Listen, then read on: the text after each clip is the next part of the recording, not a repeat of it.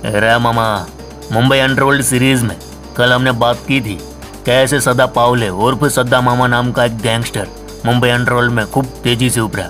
कबड्डी का खिलाड़ी था, फिर कपड़ा मिल में काम करने लगा। मुंबई में मिल हड़ताल हुई तो बेरोजगारी के चलते अपराध के रास्ते निकल पड़ा।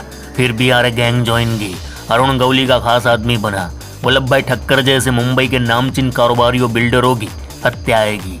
शिवसेना के बड़े बड़े लीडरों को मौत के घाट उतारा। जिस अरुण गौली के लिए काम किया अब उसे भी नजरअंदाज करने लगा। सदा पावले मुंबई अंडरवर्ल्ड में अपनी सनकी और क्रूर किरदार के लिए काफी मशहूर हुआ, लेकिन अब उसकी मौत का डेथ वारंट जारी हो चुका था। कई ताकतें उसे मारने साजिश रच रही थी। उसका एनकाउंटर होने वाला था। आखिर कैसे मुंबई पुलिस ने बीच सड़क 200-250 लोगों के सामने, उसकी बहन की आंखों के सामने गोलियों से छल्ली कर दिया था। आज सदा पावले उर्फ सदा मामा के एनकाउंटर की पूरी कहानी इस एपिसोड में हम बताएंगे। लेकिन जो लोग नए हैं वह इस वीडियो का पहला पार्ट जरूर देख ले, ताकि उन्हें समझ आ जाए कि सदा पावले कौन था और उसे मारना इतना जरूरी क्यों बन गया था। तो फिर चलिए कहानी की ओर, जहां वायलेंस ही वायलेंस है। रे मामा, आपको हमारा ये कंटेंट पसंद आ रहा है तो चैनल को सब्सक्राइब जरूर करें और बेल आइकन को भी दबाएं, ताकि हमारे आने वाले वीडियो की नोटिफिकेशन आपको मिलती रहे।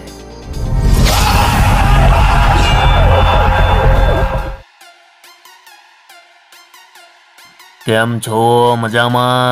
अरे मामा, तारीख थी 26 सितंबर 1997। जगह थी मुंबई का घाटकोपर इलाका, जहाँ रेलवे क्वार्टर से थोड़ी दूर बलदेव पानेसर नाम का एक हाईली ट्रेन ड्राइवर रहा करता था।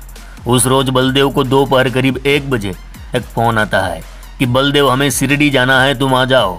करीब 2 बजे बलदेव घाटकोपर के उस रेलवे क्वार्टर में पहुंच जाता है, जहां वह आनंद पावले और उसकी फैमिली से मिलता है। ये आनंद पावले कोई और नहीं बल्कि मुंबई अंडरवर्ल्ड के कुख्यात सदा मामा का सगा भाई है। लेकिन आनंद पावले का सदा पावले के क्राइम से कोई वास्ता नहीं था। आनंद पावले रेलवे में नौकरी कर अपने परिवार को पाल पोस रहा था, तो आनंद पावले और उसके परिवार को आज मुंबई से कोई 250 किलोमीटर दूर शिरडी साईं बाबा के दर्शन के लिए जाना था। उस जमाने में आनंद पावले के पास 1778 नंबर की व्हाइट फिएट कार हुआ करती थी, लेकिन लंबा सफर होने के चलते आनंद पावले ने बलदेव को ड्राइव करने बुलाया, क्योंकि ये दोनों जिगरी यार थे। खैर, करीब 2 बजे आनंद पावले की फैमिली गाड़ी में सवार हो जाती है। बलदेव गाड़ी चला रहा था, उसके बगल में आनंद पावले बैठा हुआ था और उसके बगल में उसकी पत्नी अनीता। पीछे वाली सीट पर आनंद पावले की बहन हसूबाई और 2 रिश्तेदार अजय और भास्कर बैठे हुए थे। आनंद ने बलदेव से कहा, अजय और भास्कर हमारे रिश्तेदार हैं, ये भी हमारे साथ शिरडी चलेंगे। अब व्हाइट फिएट कार जिसमें 6 लोग सवार थे, घाटकोपर रेलवे क्वार्टर से गाड़ी निकली। घाटकोपर से शिरडी जाने के लिए इस कार को ईस्टर्न हाईवे पकड़ना था, तो ये कार महात्मा गांधी रोड पर आगे बढ़ रही थी। तभी राजावाड़ी हॉस्पिटल के करीब एक जंक्शन पर ट्रैफिक सिग्नल में यह कार रुकती है। जैसे यह कार वहां रुकी, अचानक सामने से एक मारुति कार बड़ी रफ्तार से आकर जो इस कार के ठीक सामने आकर रुक गई। धड़ाम से उस कार के दरवाजे खुले, जिसमें से 4-5 आदमी उतरे। वहीं रोड की दाईं ओर से कुछ लोग आते हैं, गाड़ी को चारों ओर से घेर लेते हैं। सभी के पास 2-2 पिस्टलें थी, इनमें से एक के पास कार्बाइन भी थी। अभी तक गाड़ी में मौजूद आनंद पावले और उसका परिवार समझ चुका था कि ये लोग कौन है और किस मकसद से आए हुए हैं। लेकिन जो ड्राइवर था बलदेव पूरी तरह भौचक्का रह गया। उसके पल्ले कुछ नहीं पड़ रहा था। वह मन ही मन सोच रहा था, आखिर ये सब क्या हो रहा है? ये हथियारबंद लोग कौन हैं और हमारी गाड़ी के इर्द गिर्द क्यों घूम रहे हैं? चूंकि ये थोड़ा एक्टिव इलाका था, तो आसपास से बहुत सारे लोग यहाँ इकट्ठा हो गए। इन लोगों ने हथियारबंद लोगों से पूछा ये सब क्या हो रहा है। तब इन्होंने बता दिया कि हम पुलिस वाले हैं और इस कार में 2 ऐसे शख्स हैं जिन्होंने मुंबई में कई लोगों की हत्याएं की और पिछली रात भी एक बड़े बिल्डर को मार कर आए हैं। पुलिस को इनकी तलाश है। अब आप भी सोच रहे होंगे आखिर इस कार में इतने बड़े क्रिमिनल है कौन? तो सुनो मामा, ये कोई और नहीं बल्कि आनंद पावले की बहन के साथ पीछे बैठे अजय और भास्कर है। असल में ये मुंबई अंडरवर्ल्ड के सबसे खतरनाक गैंगस्टर सदा पावले और विजय टांडेल है, जिससे ड्राइवर बलदेव अनजान है। पुलिस को टिप्स मिली थी कि ये दोनों शिरडी जाने वाले हैं, तो पुलिस ने इन दोनों को जिंदा या मुर्दा पकड़ने ऑपरेशन स्टार्ट कर दिया। खैर, इस वक्त एक और लोकल पुलिस वैन भी वहां आकर रुक जाती है। अब एक पुलिस वाला कार्बाइन लेकर ड्राइवर बलदेव की कनपट्टी पर रखता है और कहता है गाड़ी स्टार्ट मत करना, चाबी निकाल कर फेंक दो। डर के मारे ड्राइवर ने भी ऐसा ही किया। फिर आगे की सीट पर बैठे आनंद पावले और उसकी पत्नी अनीता को बाहर निकाला जाता है, उन्हें साइड कर दिया जाता है। इधर यह सब देख पीछे बैठे सदा पावले और विजय टांडल ने अंदर से गाड़ी का दरवाजा लॉक कर दिया। बड़ी मशक्कत के बाद पुलिस वालों ने दरवाजा खुलवाया। सिर्फ एक साइड का दरवाजा खुला, जहां से सदा पावले की बहन बैठी हुई थी। वह दरवाजा खुलते ही बाहर निकली। वह समझ चुकी थी कि आज उसके भाई को एनकाउंटर में मार दिया जाएगा। वह पुलिस वालों के सामने हाथ जोड़कर गिड़गिड़ाने लगी, साहब आप मेरे भाई को क्यों मारना चाहते हो?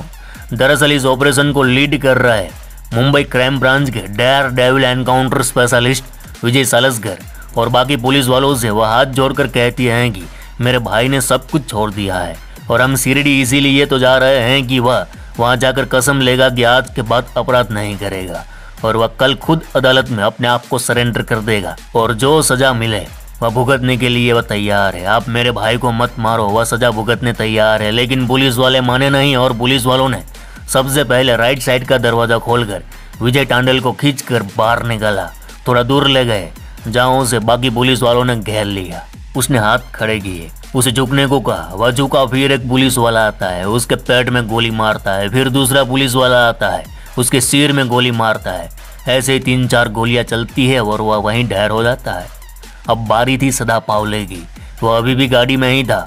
पुलिस वाले उसे भी खींचकर बाहर निकालते हैं, तभी उसकी बहन उसे लिपट जाती है, लेकिन जैसे तैसे अलग कर दिया जाता है। तुरंत सदा पावले को अंधाधुन गोलियां मारकर वहीं ढेर कर दिया जाता है। ये पूरा एनकाउंटर मुंबई के घाटकोपर के महात्मा गांधी रोड के जंक्शन पर दिन दहाड़े सैकड़ों लोगों के सामने हुआ था। इसके बाद पुलिस की वैन में दोनों गैंगस्टरों के बॉडी को डालकर राजावाड़ी हॉस्पिटल ले जाया गया, जहां दोनों को मृत घोषित कर दिया गया। इधर ड्राइवर बलदेव सिंह पानेसर को पुलिस वाले उसी गाड़ी में बिठा देते हैं और उसके बगल में और एक आदमी आकर बैठ जाता है। बलदेव सिंह बताते हैं कि यह शख्स पुलिस वाला नहीं लगता था। अगर ये पुलिस वाला नहीं था तो आखिर था कौन और इन पुलिस वालों के साथ वह क्या कर रहा था, इस पर हम आगे बात करेंगे।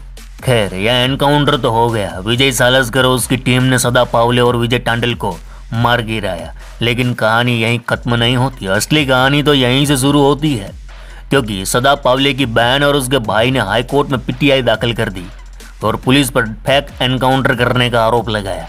अब यह केस हाई कोर्ट पहुंचता है, जहां यह केस कई सालों तक चलता है। जब यह एनकाउंटर हुआ तब बताया जाता है सैकड़ों लोगों ने इसे अपनी आंखों के सामने देखा, लेकिन इनमें से कोई भी गवाही देने नहीं आया। इस केस में सिर्फ सदा पावले का परिवार ही गवाह था, जो घटना के वक्त मौजूद भी था। इसके अलावा इस केस में एक और शख्स गवाह बना, जिसने इस एनकाउंटर को अपनी आंखों से देखा और सुना भी। वह था ड्राइवर बलदेव सिंह पानेसर। बलदेव सिंह पानेसर पुलिस और गुंडों से डरे बिना कोर्ट में कटघरे में खड़े होकर पूरी कहानी सुनाते हैं।